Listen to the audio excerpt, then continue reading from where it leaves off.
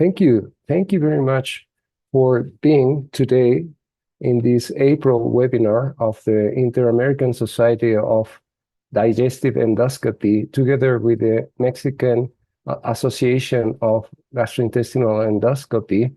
And it is a very thanks to the help of invaluable help of TEMDEC and Professor Tomohiko Moriyama. He's the director of Kyushu University and director of TEMDEC in Kyushu University. And if you want to introduce yourself, Professor Moriyama. Hi, thank you, Miguel. Good evening to Latin friends, and also good morning from Japan. We are very happy to have this kind of webinar with you guys, and we luckily have the three experts, Japanese experts, as a presenter today. So thank you for joining us today. I myself would like to enjoy as one of the participants. Thank you. Oh, thank you very much. And well, today we are going to have the honor to have three top leader experts from Japan. Professor Morita Yoshinori from Kobe, Professor Oya Tomohiko from Japan, from GK University, Professor Abe Seiichiro from Tokyo International National Cancer Center Hospital in Tokyo, Japan. And the first lecturer will be Professor Morita Yoshinori. He will talk us about the credentials for ESD. Professor Morita has his residency in internal medicine in Kobe University School in 1996. And in 1999, he was a fellow in gastroenterology with Professor Shinei Kudo in Akita Red Cross Hospital in Japan. In 2000, from 2000 to 2004, he had the degree of PhD from Kobe University Graduate School of Medicine. And in 2004, he became a staff member of the Department of Gastroenterology, Kobe University School of Medicine. In 2005, he became an assistant professor, Frontier Medical Science in Gastroenterology International Center for Medical Research and Treatment in Kobe University School. And from 2007, he's an assistant professor of the Department of Gastroenterology of Kobe University School. And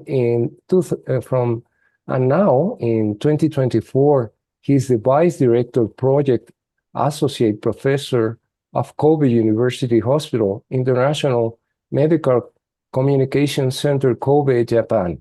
He's reviewer of Clinical Journal of Gastroenterology, Digestive Disease and Science, Digestive Endoscopy, Journal of Gastroenterology, Digestion, BMC Gastroenterology, Endo International Open, and Therapy Advance in Gastroenterology. It is an honor for me to have you in this seminar. Please, Professor Morita. Hi, thank you very much for your kind introduction. So, buenas noches, ¿cómo estás? So, it's 9 a.m. in Japan now. So, I'd like to thank you all for inviting me to such a wonderful and interesting webinar. I appreciate my old friend and brother, Miguel Tanimoto Sensei, Moriyama Sensei, and all the staff of TEMDEC. Today, I'd like to talk about credentials for ESD, focusing on the stomach and esophagus.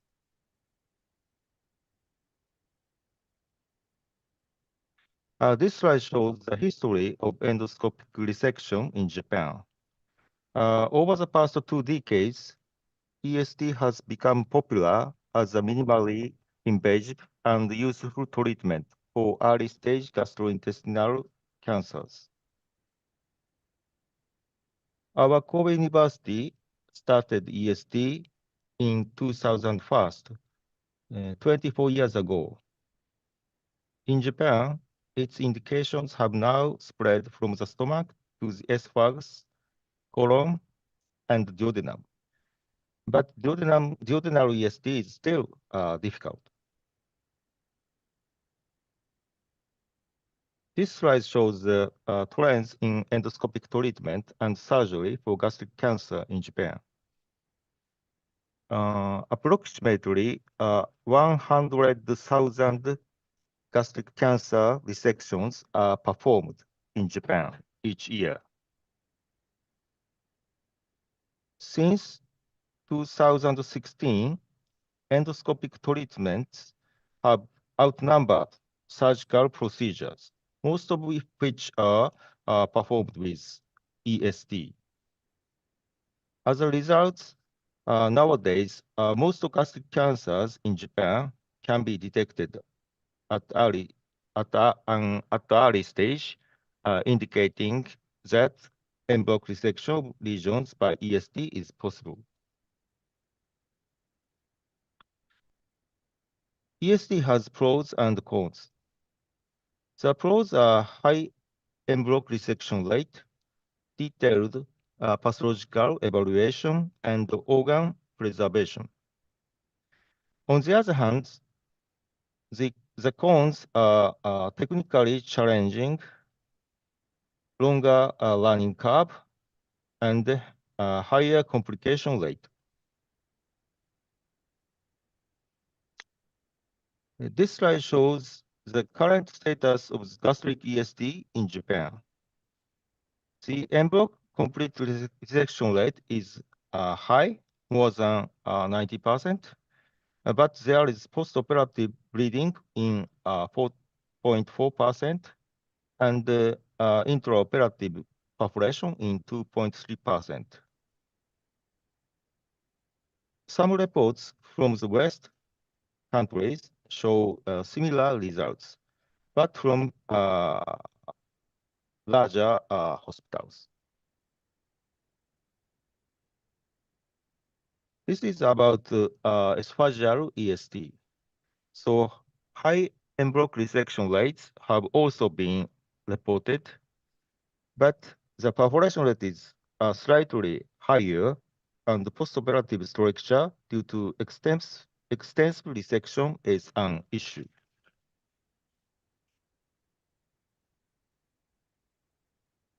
This is a systematic review and meta-analysis about comparing outcomes for ESD between Eastern and Western countries.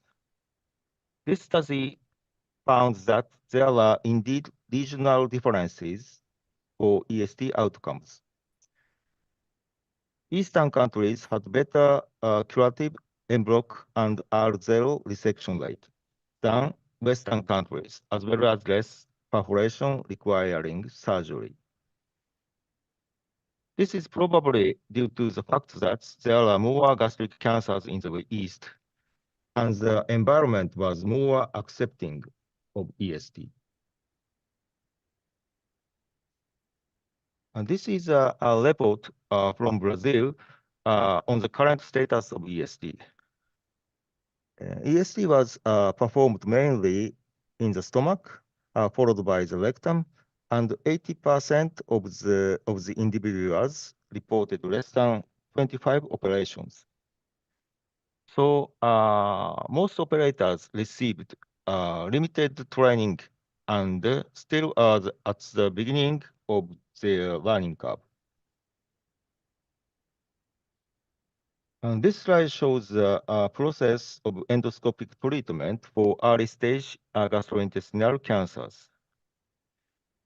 It begins with the detection of the lesion, followed by diagnosis of the extent and depth of the lesion to determine whether endoscopic treatment is indicated. Following endoscopic treatment, a detailed pathological assessment is performed to determine the curability of the lesion. So complications such as bleeding, perforation, or stenosis must be must also be managed if they occur.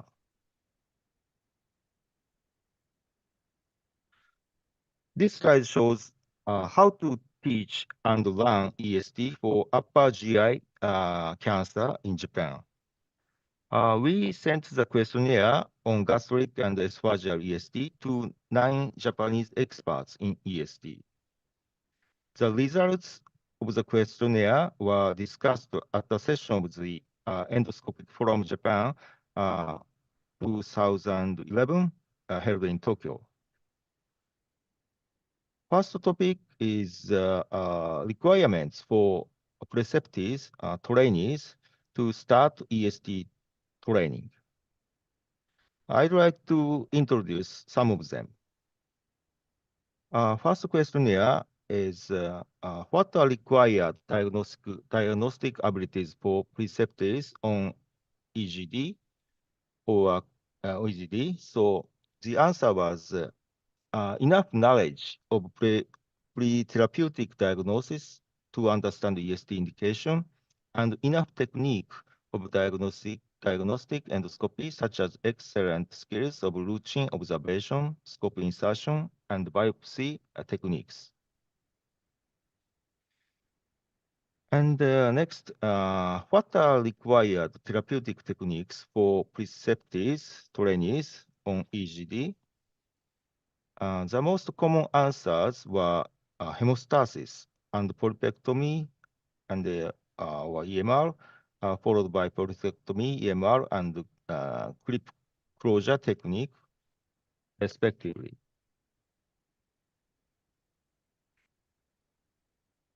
To perform ESD safely and reliably, various devices must be used appropriately. Knowledge of how to use electrosurgical knives, endoclips, and traction devices, as well as electrosurgical unit settings is required. The second topic is about the training program of EST. I'd like to introduce some of them. So first, what is needed for trainees before the first real EST? The most common answer was trainees should observe and attend EST procedures as an assistant as many times as possible, but for at least 20 and 5 cases, respectively. Next, how can trainees learn fundamental skills and knowledge of EST? And the most common answer was to attend a seminar or conference, followed by a participation in a hands-on course or a live demonstration. How can you improve trainees' skills in the stomach? The great majority promote trainees' EST skill from an antral easy region, the distal stomach, to the proximal stomach. When do you switch with the trainee as an EST operator? The most frequent answer was when the procedure stalls, or it will take more than 1 to 2 hours. The second most frequent answer was uncontrolled bleeding beyond endoscopic hemostasis, or improper use of a device. Next, what are the requirements for the first real EST in the SWACs? A majority answered that being proficient in gastric EST is necessary before starting esophageal EST. What is the most suitable region for the first real EST in the SWACs? So small regions of 20 millimeters or less in diameter, or occupying half or less of the circumference located at the other than the left side of the middle SWAGs were deemed to the most suitable. This slide shows a step-by-step method for establishing EST. After understanding the knowledge of EST, so we should be trained on animal models. Then we will perform 4 to 50 EST cases in the clinical practice and gradually move to more difficult cases. It's also important to observe expert EST in a high volume center. The goal is to eventually become a master leader. As pig organs are cheaply available in Japan, variety of ex vivo training models are used like this.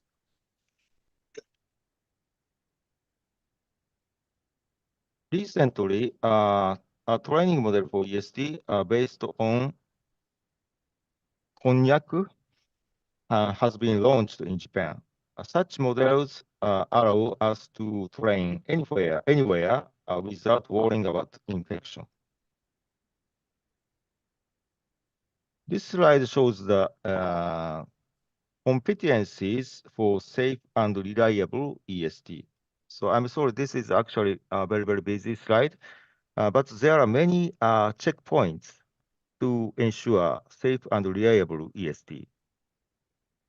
It is, so to speak, the culmination of gastrointestinal endoscopic treatment. For example, the method of local injection doesn't cause hematoma. Tips for mucosal incisions that don't cause bleeding, and setting the depth of the dissection for submucosal dissection. The last topic is about the requirements for trainers, preceptors. What are the requirements for preceptor? The most common answer on EST technique was to have proficiency in EST in the esophagus, stomach, and colon. The other answers, except for EST technique, were to have great diagnostic ability, considerable experience in endoscopy of more than 10 years, to be a regular staff of a teaching hospital, and a board certification of gastroenterology society.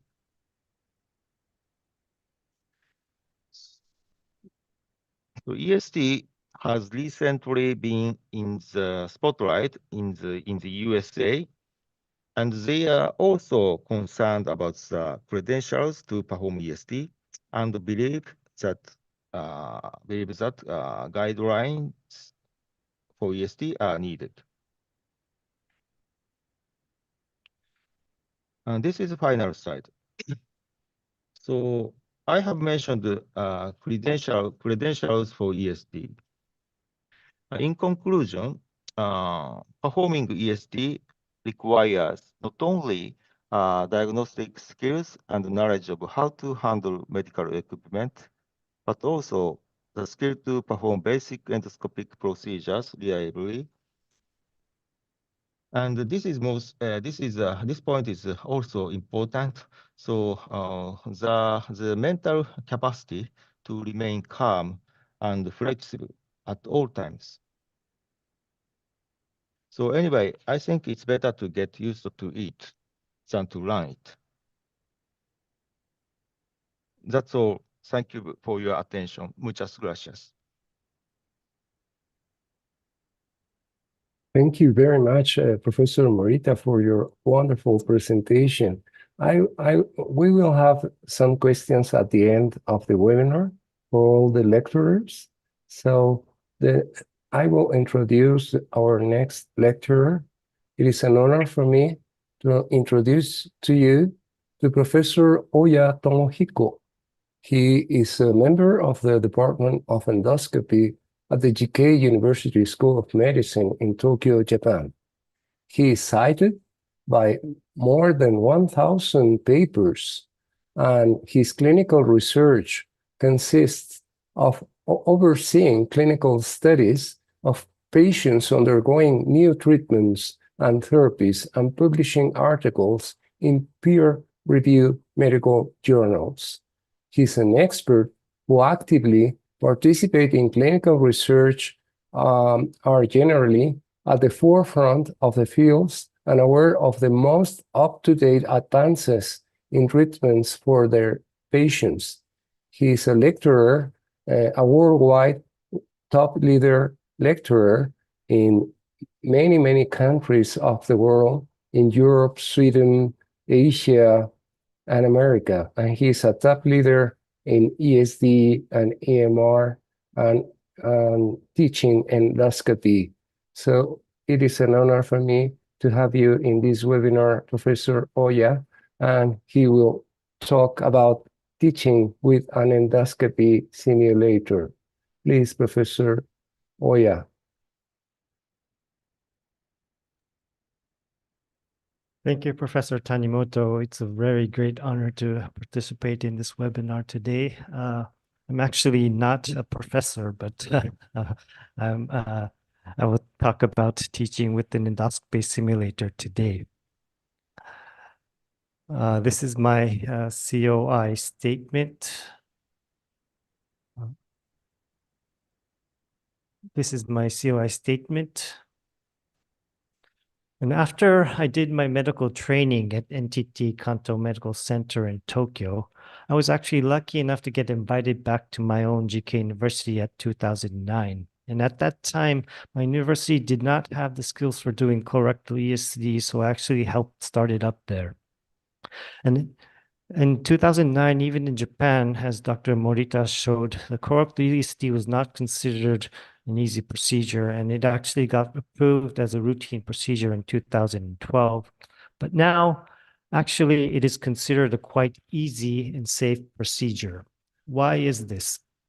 In the past, I tried to stabilize the colon using single balloon over tube and like trying a lot of different instrumentation, but actually it just didn't work. And my main problem was actually my poor colonoscopy skills. Why this is something that I always talk about, basic colonoscopy training is important, is that the fundamental skills of performing a very good colonoscopy actually truly correlates with the learning curve of most advanced therapeutic procedures like ESD, POEM, and EFTR. Endoscopic intervention is very important to just similar to surgical procedures. So of course, the basic access to the lesion treatment strategy is a key factor, but actually the basic endoscopic handling technique, how to handle a floppy instrument, is one of the essential factors. I had the privilege to work in Sweden for 2 years, from 2014 to 2016. And my main focus was here again to help them start up their colorectal ESD. I actually knew I had a huge challenge here because Sweden had no intermediate colonoscopes. Actually, a lot of countries don't. This is actually quite essential for learning and performing a quality endoscopy. A routine colonoscopy in Japan is 133 centimeters, while a lot of foreign countries use 168. I'm actually quite proud of this slide because Sweden had 0 intermediate length instruments, where I introduced the first instrument, and gradually after I promoted a good technique and the usefulness of a medium length instrument, a lot of the institutions shifted to this. Especially the institutions who wanted to learn ESD shifted their instruments to the medium length instruments. So throughout my career, as some of you might see in my YouTube video with Olympus, I've been trying to train and to teach the basic skills of proper technique, but this was actually one of the most cumbersome and time consuming. And there wasn't actually a sufficient good model to teach this. And CM15, as you could see, this model was quite okay, but it wasn't perfect. But once trainees understood these basic skills, I found out that teaching them the difficult procedures was not that difficult. So why is colonoscopy difficult to learn? There are a lot of how-to books and several insertion techniques exist. So everybody gets confused of how to basically learn this. It's really almost impossible to get an image of what you're actually trying to do inside the colon. And actually the maneuvers are very too complicated to verbally explain. This is because you're using your right hand torquing, pushing in the instrument, retracting the instrument, and with your left hand, you're using the up and down, right, left angulation wheels. And this is all a synchronized movement that is really difficult to get a feedback on. So just a little bit about loop formation technique and the non-loop formation technique. Loop formation technique is actually one way to do colonoscopy, but personally, I think it's a no-brainer technique. You just push in the instrument and just straight out the sigmoid or the transverse colon.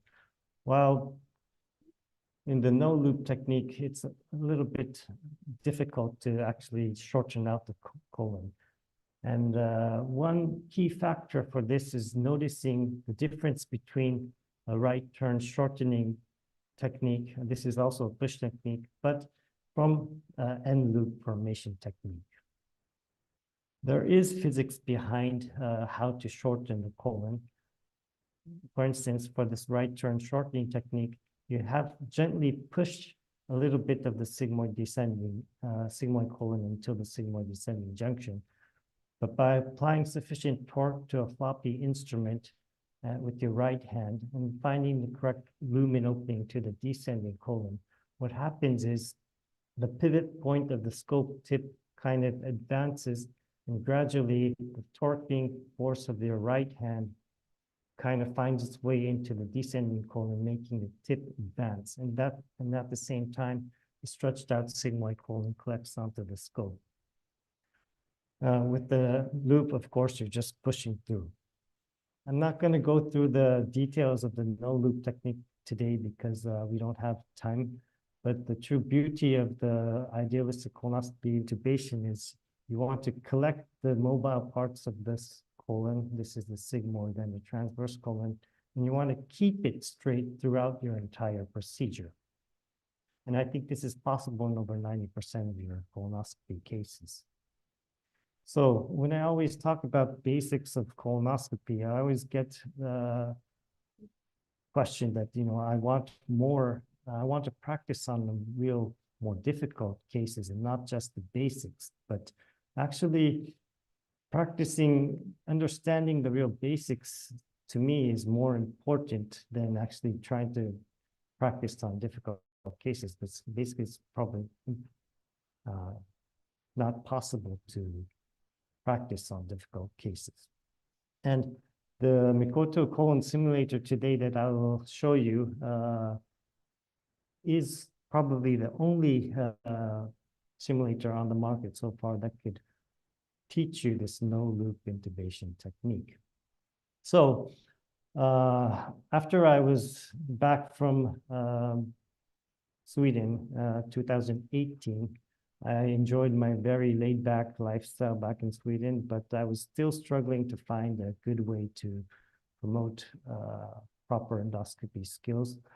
I met Dr. Masashi Fuji. He is a young, talented gastroenterologist from Tottori University, and he is the mastermind who created this Mikoto colonoscopy simulator. We have been developing this product since 2018, and originally this product had more automated functions like changing patient's position, speech recognition features. But the problem was that the durability and the cost was just too high. The basic functions and the features of the simulator has not changed much, but now it is easy to handle and durable with even touch panel display. The colon was created by taking 3D data from an actual CT colonography, and the realistic sensation is made from a specially blended silicone material and lubrication oil. Realistic colon combined with the computer analysis using CCD cameras and robotic engineering made it possible to evaluate colonoscopy procedures. The company has many physicians on board members and has multitasked super technicians and system engineers that make possible the realistic medical simulators. What makes especially this colon Mikoto so special is that everybody starts out with the exact same setting, and you get instant feedback of your intubation technique, and you can actually look back at what you've been doing wrong or what you can improve because everything is recorded and you can compare your procedure with expert people's procedures, which leads actually to self-training. This is probably the only colon simulator that could teach the no looping insertion technique. So Mikoto, again, is easy to use. You just need to put the box on the endoscopy table and connect the wire image from the endoscopy and connect the outside camera. And the maintenance is easy because you only use vegetable oil and you don't need to rinse out the colon, or you don't need to take care of the colon afterwards. And the realistic folds and the texture is actually probably uncomparable to other simulators on the market. We have been showing this simulator in over 20 countries last year with extremely positive reactions from experts and novice physicians. We are still working on validation and clinical studies with Mikoto, but we have confirmed that there is a difference in the evaluation scores between seniors and beginner doctors. More than 200 colonoscopies were defined as seniors, and 43 seniors versus 37 beginners were evaluated with the average score of 94.2 versus 75 on the Mikoto scale. Only the data of the initial contact with this Mikoto was used in this study. We also did a simple case control study with beginner colonoscopists. In this case group, intubation data was prospectively collected, while the control group data was retrospectively collected. In the case group, we gave them a lecture on basic colonoscopy skills with at least 3 hours of Mikoto training. Inclusion criteria for the endoscopist were endoscopists with no experience of colonoscopy and had an experience of at least 100 EGDs. The exclusion criteria was cases with prior history of difficult intubation and prior colorectal surgery. This is the table that shows the background characteristics of the patients undergoing colonoscopy with no significant difference. And the results were the cecal intubation time was shorter when training with Mikoto, but we still need to work on the validation. What's next? We have now, it's still a prototype, but an upper GI simulator. This innovative collaboration also started in Sweden. I actually helped Dr. Shuichi Miyamoto. He's a very good friend of mine from Hokkaido. So he started working in Sweden from 2021 to 2023. And he published this very unique basic endoscopy textbook on how to, from upper GI with the Swedish doctors. The moment we saw this book, Dr. Fuji decided to integrate the contents of the book into the Mikoto upper GI new simulator. And we showed this, the first prototype was shown in 2023, October HEG last week here in Copenhagen. This is perfect for basic endoscopic handling technique for beginners and physicians who want to learn proper endoscopic technique. As you can see, this is the realistic modeling of the upper GI tract. It has a blinking LED light guide. It will show you, it will give you instructions after you visualize the light guide. You turn off the light, then it will give you the next information.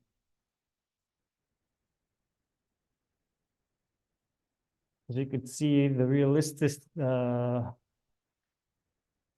again, we use vegetable oil, so the lubrication is quite good. And even going into the second portion, the duodenum is quite realistic.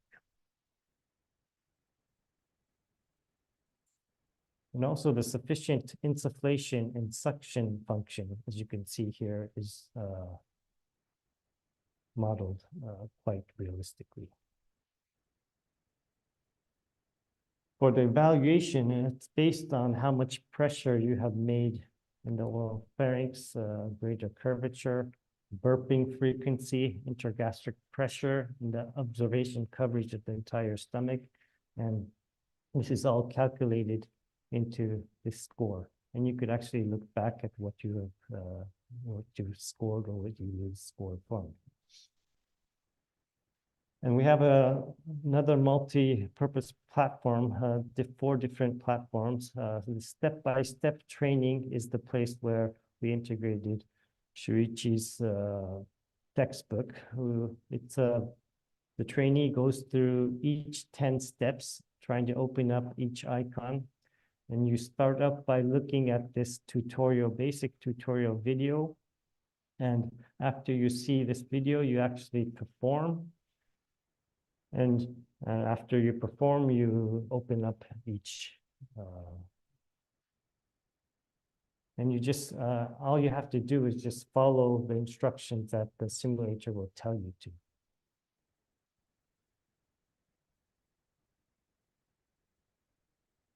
And for the guided EGD training, as you saw, it just guides you through the entire gastroscopy procedure.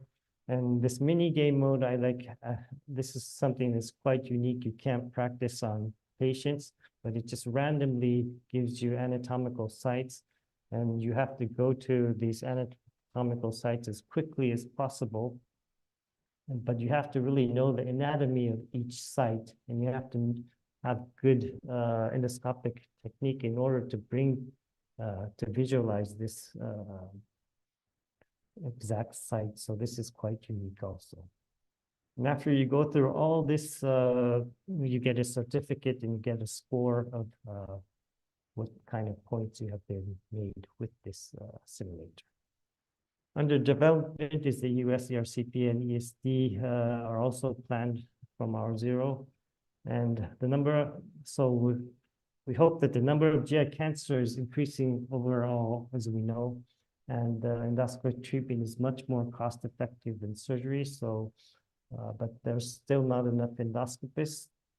And for Mikoto probably has the potential to reduce the endoscopist education costs and time.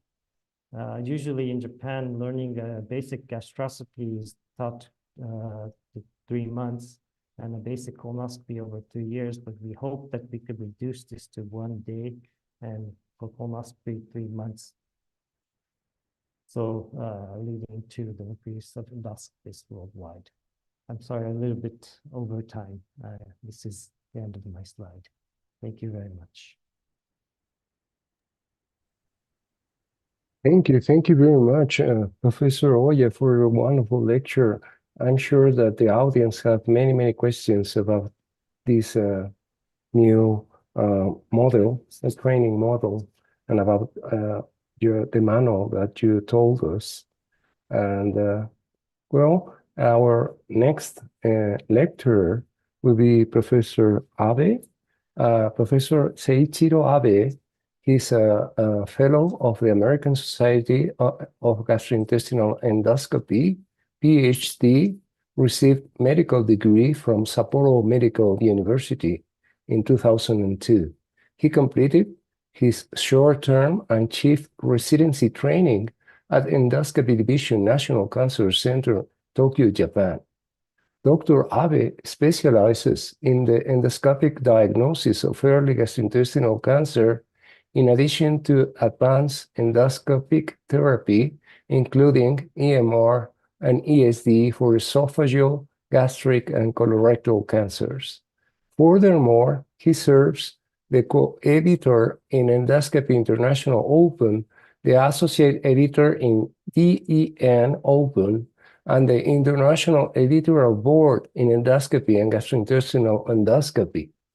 He has contributed to scientific journals and congresses and receives many Best Oral Presentation Awards and many Best Reviewer Awards in gastrointestinal endoscopy, video gastrointestinal endoscopy, digestive endoscopy, and digestion. And he is also the author of many top papers in the web.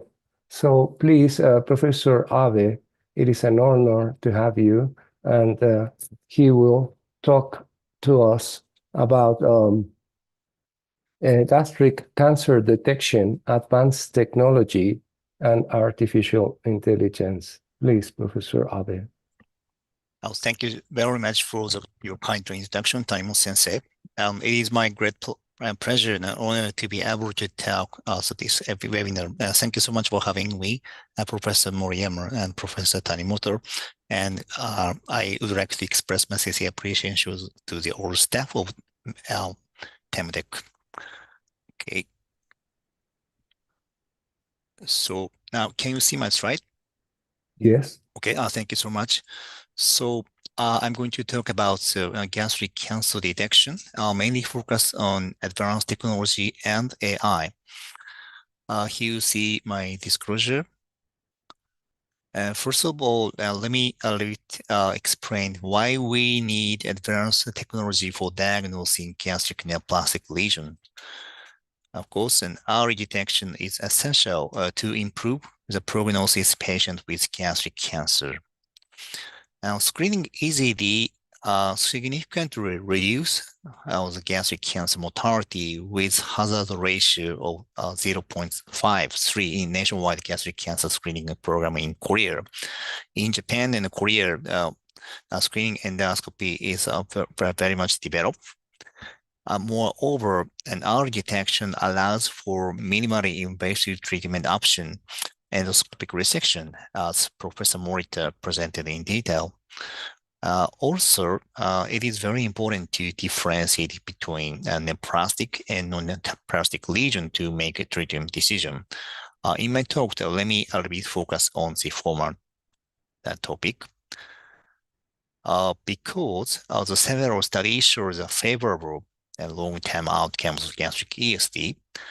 Here you can see the multi-center prospective study, JWeb EZC trial, which included more than 9,000 patients undergoing ESD.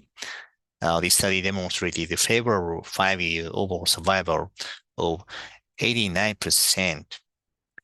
If the ESD resected specimen met the criteria for EQA or B, nearly equal to curative endoscopic resection, and according to the Japanese gastric cancer treatment guideline, it is statistically comparable and equivalent with those with stage 1 gastric cancer treated with surgical resection. Thus, the early detection on screening EZD is essential to improve the quality of life in patients with gastric cancer, as well as the prognosis of gastric cancer. One of the current issues in gastric cancer detection is missed gastric cancer during screening EZD. And it is reported to be from 4 to 26%. It may happen even if an expert endoscopist performs EZD using high-definition white endoscopy. So these 3 images include the early gastric cancer. I hope you are able to identify all 3 regions, but as you can see, they were actually missed by referring endoscopists and then detected in our hospital, National Cancer Center Hospital. So we should try not to miss such kinds of gastric cancer as much as possible. So these 3 regions were successfully treated with ESD by our hospital. I'll move on to our topic to image-enhanced endoscopy. In previous second-generation narrowband imaging NBI were supported to be effective to identify early gastric cancer. As you can see, it is a little bit challenging to identify the slight reddish and shallow depressed lesion in white-red endoscopy. However, it could be visualized as a brownish area in NBI. Based on the experience, a Japanese study group conducted a randomized control trial to evaluate the efficacy of a second-generation NBI, an EGC detection trial. In this RCT, a patient with high risk of gastric cancer were randomly assigned to either the primary white-red endoscopy followed by secondary NBI, or the primary NBI followed by secondary white-red endoscopy. The primary endpoint of this study was the gastric cancer detection rate in the primary observation. Here you can see the main result of the study.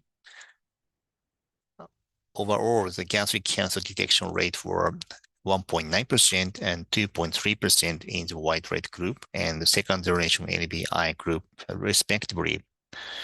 Unfortunately, there was no significant difference between the two groups. Although the positive predictive value to diagnose gastric cancer is significantly higher in NBI than white-red endoscopy, so the current standard still white-red endoscopy. Japanese guidelines stated that usefulness of image enhanced endoscopy, so-called virtual chromendoscopy, remains unclear. Recently, Olympus developed a new image processor, an EV61, which greatly improves the image quality of GI endoscopy. I hope you can use it in South America. Here you can see the image of the same early gastric cancer in Realizado system and EV61.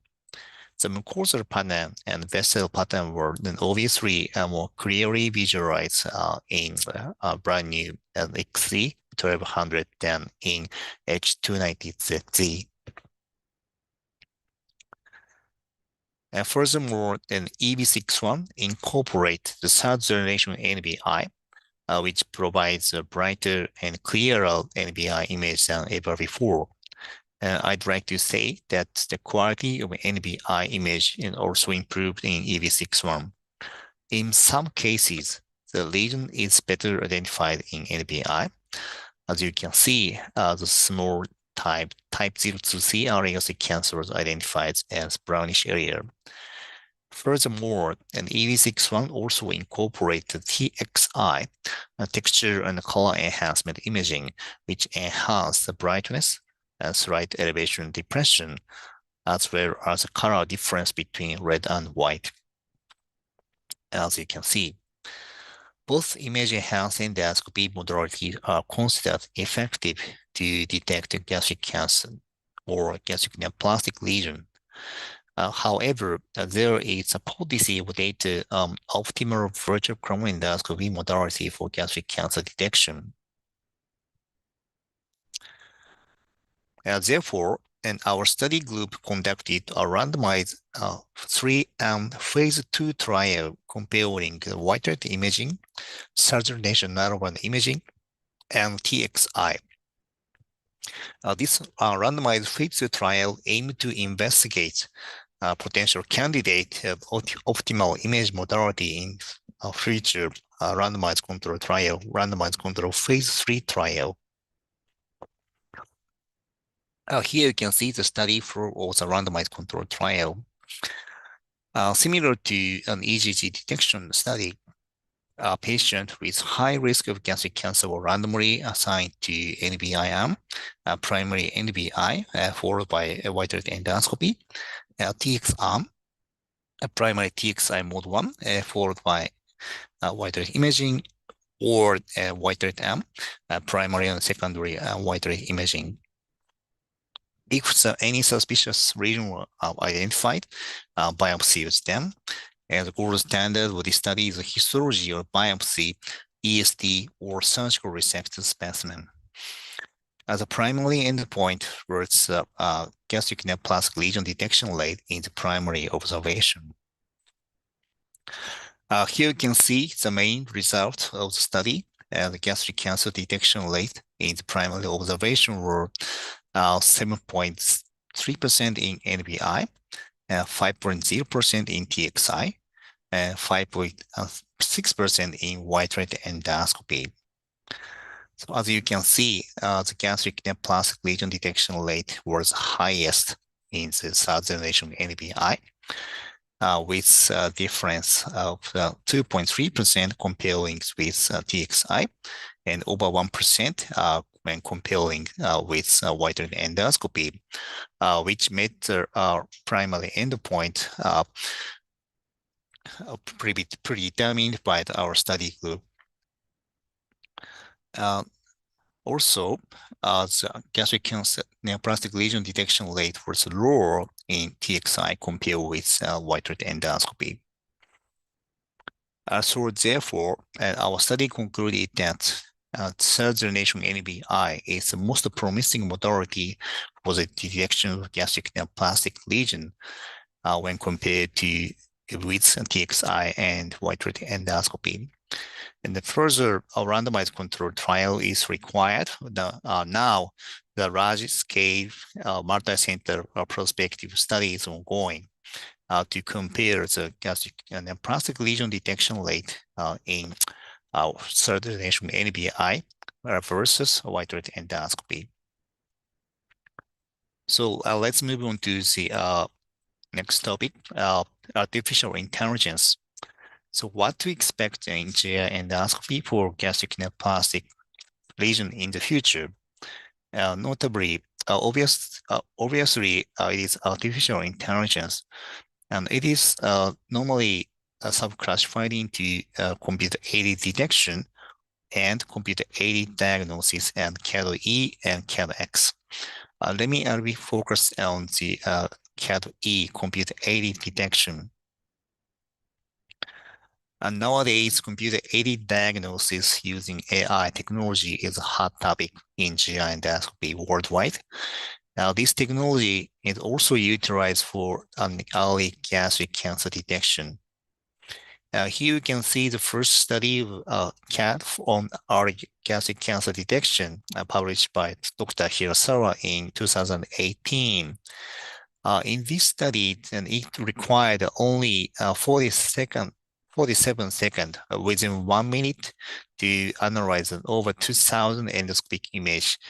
And this AI system allows for very sensitive gastric cancer detection. Even in the mucosal cancer or small early gastric cancer, this AI system found all of the oral gastric cancer.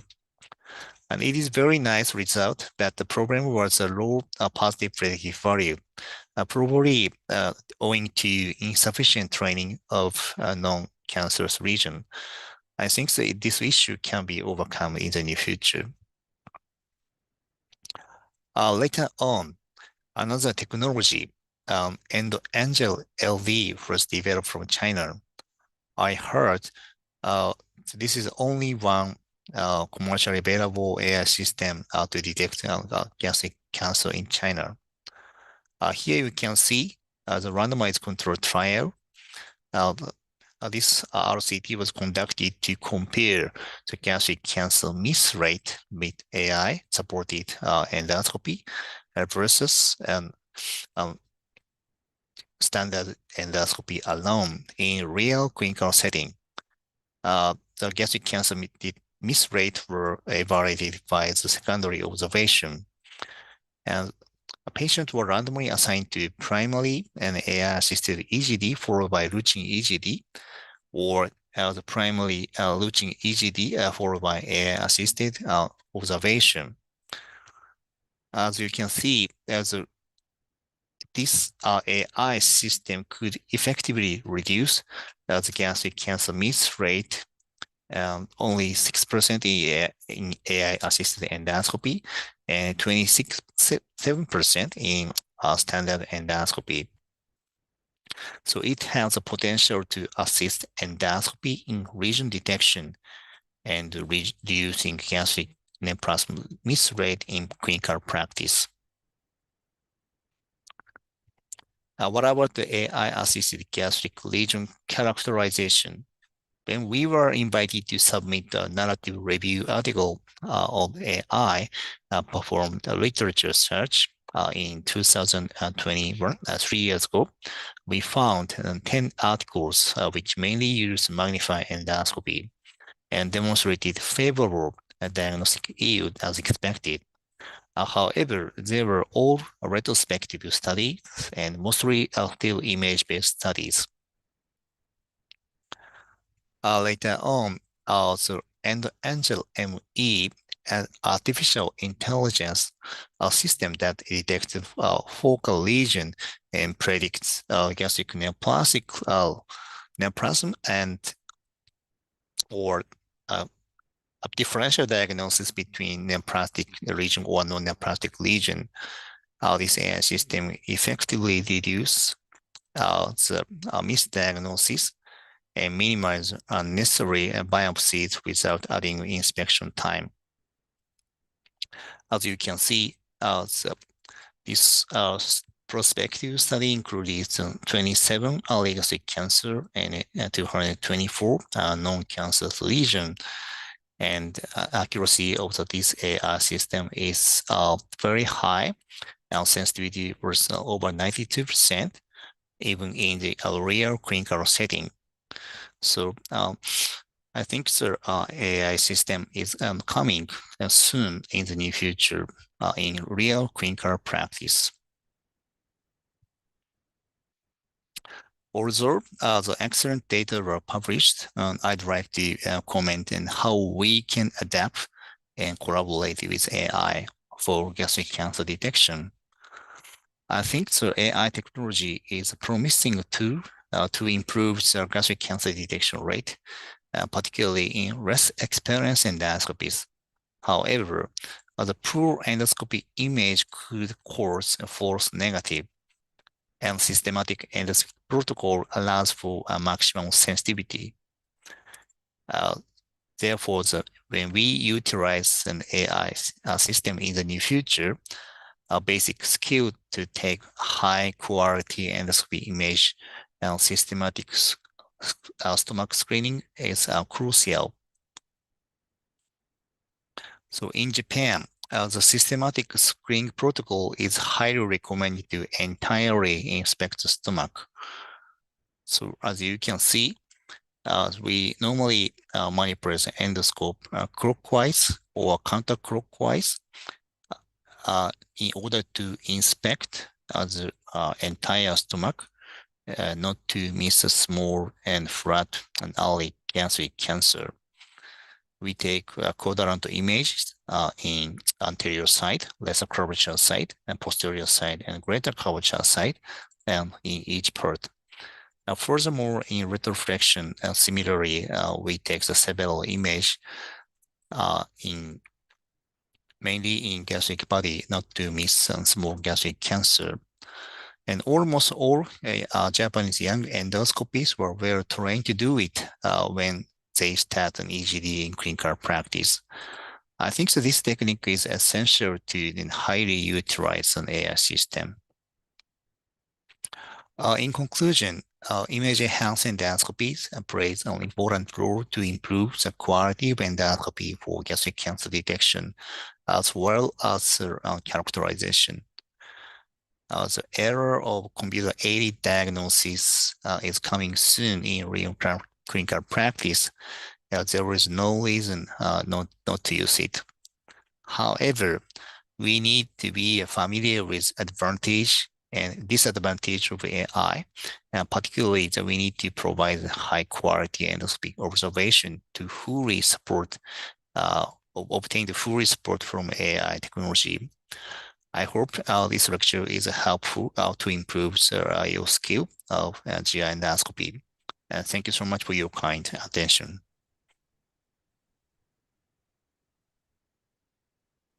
Thank you so much, Professor Avi, for your wonderful lecture. I have many questions from the audience, and maybe the first questions will be for our three experts today. And do you think that probably because in Japan, you have a step-by-step training in all the areas. For example, in ESD, in the beginners for endoscopy and colonoscopy, and also for diagnosis of early gastric cancer. What is your opinion? What are your comments? Do you think that this is right? As when I was in my postgraduate course in Fujigaoka in the 1999, I saw that all the endoscopists do like Professor Oya told us when they want to turn right or left or push or do like this, and all the Japanese endoscopists or most do the same maneuvers. So I think that probably to success in the Latin American countries in all these fields, we will need a tutorial teaching. Do you think the tutorial teaching is important? Can I? Yes, Professor. Yes. I personally think that in Japan, it's more like a mentorship training, and it seems like everybody thinks that the Japanese people have a systematic way, but for example, in GK University, we have the trainees have to go through 150 supervised gastroscopy trained on actual patients, and the trainer itself is different every single time. So you get a lot of different information from each trainer, which is okay, but it's actually really not standardized. And it's to have 150 cases supervised, I think it's not realistic. So I think we also need to try to make our systematic training was much more simple back in Japan also. So this is one tool that can really boost up that basic line of your basic technique. And if you want to go further on, I think it's better if you have some kind of cut end at that point. So that's still something that we still need to work on in Japan also. But yeah, I think we're more better at trying to do what our professor says or what our senior doctors do. So I think that's why we have some kind of a better way. I totally agree with Oya Sensei. So in Japan, we have some mentor-apprentice approach. So when we introduce this system to the Western countries, so the Western trainees learned a lot. And finally, they got enough skill to advance endoscopy, such as ESD for difficult lesion, even in the West. And I think the basic technique of the endoscopy manipulation is very, very universal. Just push, pull, or torque, and something like that. So when they then Western endoscopists master the skill, the following the learning curve of ESD is very steep. I think this kind of systematic and comprehensive approach is essential. Yes, Professor Morita. Yes, so thank you. So I almost agree with Oya Sensei and Abe Sensei. So as you know, in Japan, so first 2 years after becoming a doctor, so they learn basic. Sorry. So after 2 years, they learn initial training, and after that, after 3 years, they move to the special training as a gastroenterologist. So during these 3 years, they learn basic skills of endoscopy, such as insertion and diagnosis and taking biopsy and so on. After that, they move to the ESD. So this is actually time consuming and need longer learning curve. But I think Professor Oya Sensei mentioned, such as simulator will be shortening for the learning curve. Thank you. Yeah, thank you. And what about, I think that the natural abilities of the young endoscopists are also very important, because not all the young endoscopists will become a rising star in endoscopy in the future. So maybe also the natural abilities of the endoscopists are necessary for this type of procedures. And I have a question for Professor Oya, and the audience want to know if this Mikoto simulator is already available in Latin America. And also they are asking if your manual that you told us is also available, so where we can ask some information. Well, actually, the colonoscopy simulator is already launched, and but we haven't found a distribution company for Latin America yet. But it's fully launched in Europe and in East Asia right now. And the upper GI is actually a prototype that we hopefully think that we could launch it in early April, or no, I'm sorry, hopefully in August this year. The upper GI is a much more basic simulator, but it's really one that is needed for the beginners. So I think hopefully we're trying to get that goal setting. And for the textbook, now it's been the original textbook that Shuichi published was in Swedish, but now it's being translated into English. So it's going to be probably out in a couple of months. Yes. And also another question to Professor Oya. Do you think that the difference between the colonoscopy of 1.68 centimeters and 133 centimeters of the Japanese colonoscopy, because when you use this short colonoscopy, some of the times you use an overtube? Well, actually, I have been doing colonoscopy in the European population, and the length, actually, I didn't really have any problems with, but if you have a too long instrument, the instrument gets too floppy, and to manipulate, we want to manipulate the tip of the instrument in millimeters, and if you have extra 30 centimeters, actually it makes it so much difficult than to manipulate a shorter instrument. So that's one thing that I think it's half Olympus and the Fujifilms, the scope makers, they promoted the wrong instrument when they promoted instruments to Europe and East Asia. But doing colonoscopy, I think, should be shifted worldwide to the shorter instrument, and that would probably promote a better technique, because the total colon length really doesn't differ.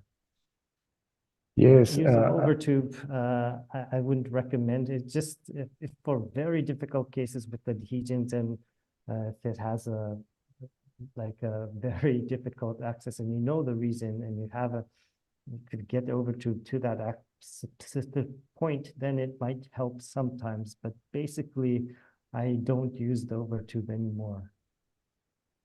Yes, and do you think that probably because it is a shorter colonoscopy, the Japanese endoscopists make more shortening maneuvers? So that's why you cannot make a loop like with a longer colonoscope.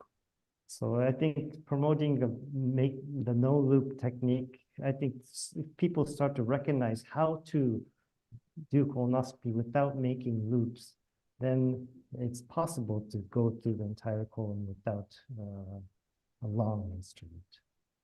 But actually, Oh. that's one of the hardest things that I tried to promote.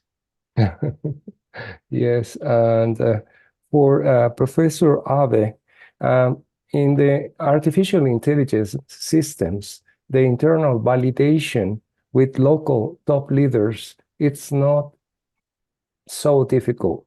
But do you think that probably the external validation of these AI systems is a big issue? Okay, thanks for the question. I think it's not so difficult. Some large-scale study shows a good validation using the external validation model, even in the prospective studies. So I think it's not difficult. So that's why we can move forward to provide an AI system in real clinical practice.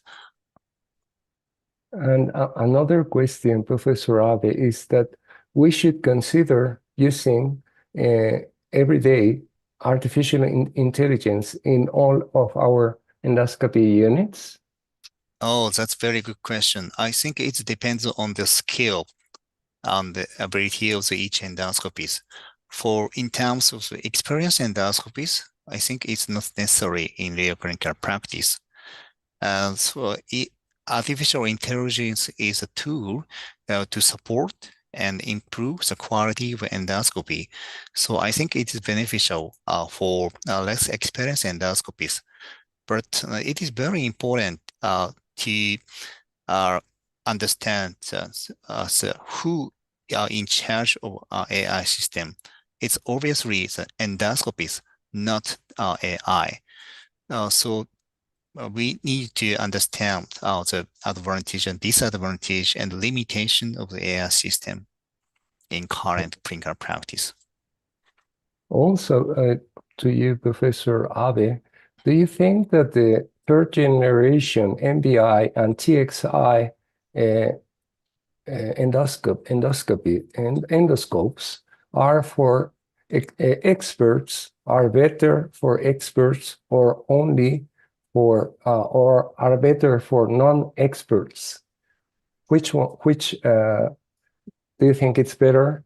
Do you think it's better that non-experts use third generation MBI, or do you think it's better third generation MBI for the experts? Okay, not only for non-expert, but also for expert endoscopies, it will take some time to get used to use third generation MBI in clinical practice. Of course, the color and brightness there are lots of difference between the white-red endoscopy and high definition white-red endoscopy and third generation NBI. Of course, the third generation NBI is much more brighter than the previous version of second generation NBI, but it will take some time. So you need some experience to get used to use it. Yes, and thank you very much, Professor Abe. And to Professor Morita, what about the new devices for ESD, and what about the laser knives for ESD? Thank you so much for your question. So this is maybe 1 year or 2 years after it will be available in Japan. So now I am preparing. Wow, I think it is a very good news, because I think that it will be a wonderful device for worldwide. Yeah, So in terms of time, I think that now we can conclude this wonderful webinar. It was a very big honor to have you all, and I'm sure that this will change the point of view of many of the young endoscopists in Latin America that have the opportunity to assist to this webinar. And also, they will have the recorded version of this webinar with subtitles in Spanish, so maybe they can have more advantage of all your knowledge. Thank you very much again, and I hope to see you soon. Professor Moriyama, do you have some words, final words? All right. Okay, thank you for Japanese expert to share your knowledge and experience about an advanced endoscopy. So many of the participants established their knowledge and also learned from you very much. Thank you again, all of you, and hope to see you again soon. Thank you.